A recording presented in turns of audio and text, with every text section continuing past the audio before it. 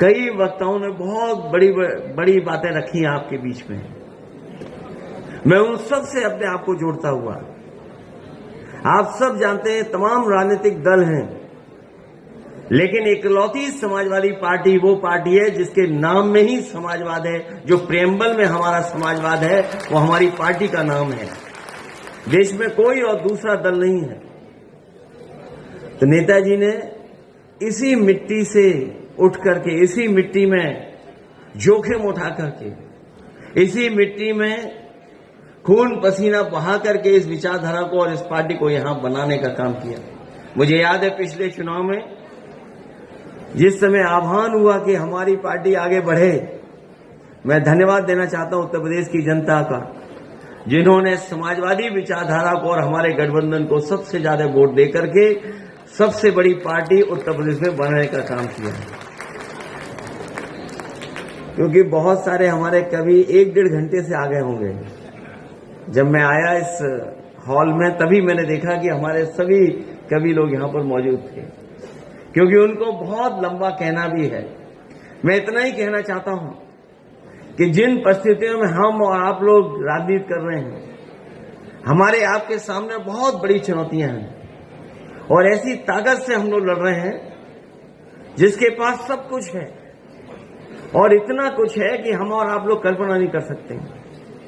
वो अपनी बात को सही साबित करने के लिए उन्हें अगर कुछ भी किसी का भी सहयोग लेना पड़ेगा तो वो लेने का काम करते हैं।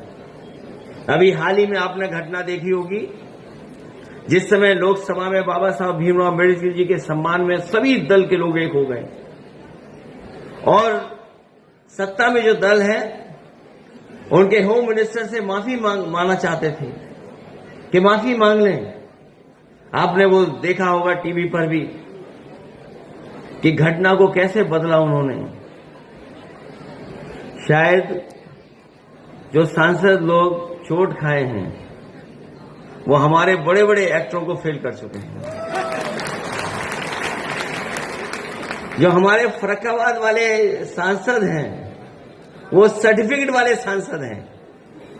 वो वोट वाले सांसद नहीं है, जीते नहीं है, वो सर्टिफिकेट दिया गया है। और मैंने कई मौकों पर कहा कि अगर उन्हें इलाज की जरूरत हो, दवाई की जरूरत हो, तो जो सांसद नहीं बने हैं वो एक अच्छे डॉक्टर हैं, वो फ्री इलाज करा सकते हैं उनका। जो लोग सत्ता में हैं उन्होंने घटना करा करके देखो कहां डाइवर्ट कर दिया और एफआईआर भी दर्ज हो गई। और केवल इसलिए क्या, क्योंकि उनके पास तमाम लोगों का साथ है। हमारे मीडिया के साथी भी कभी कभी सच इसलिए दिखाते हैं कि सोशल मीडिया है उनके आसपास, कि अगर ये नहीं दिखाएंगे तो सोशल मीडिया में वो बात चली जाएगी। कहीं न कहीं प्रेस की भी क्रेडिबिलिटी का सवाल खड़ा हो गया है। जिसे सच्चाई बतानी है, सच बताना है, वो भी आज सरकार के साथ खड़े हुए दिखाई दे रहे हैं। मैं एक ही बात कहना चाहता हूं, जो सत्ता में होता है वही तानाशाह होता है। ये बात हम लोगों ने बहुत पुरानी पढ़ी भी है, देखी भी और समझी भी है। रामायण में भी रावण तानाशाह था, वो राजा था। महाभारत में भी कंस और दुर्योधन राजा था, वो तानाशाह था। हम लोगों ने रामायण में भी पढ़ा है, महाभारत में भी पढ़ा है कि तानाशाह बहुत दिनों तक सत्ता में नहीं रह सकता है। अंततः तानाशाह को जाना ही पड़ता है। जो तानाशाह सरकार में आज बैठे हैं, हो सकता है उन्हें लगता हो कि सरकार उनकी चलती रहेगी, लेकिन जनता भी देख रही है और समझ रही है।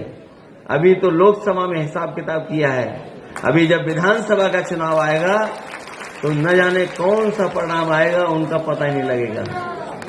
इसलिए मैं आप सबका धन्यवाद देता हूं, क्योंकि कवि लोग बैठे हैं,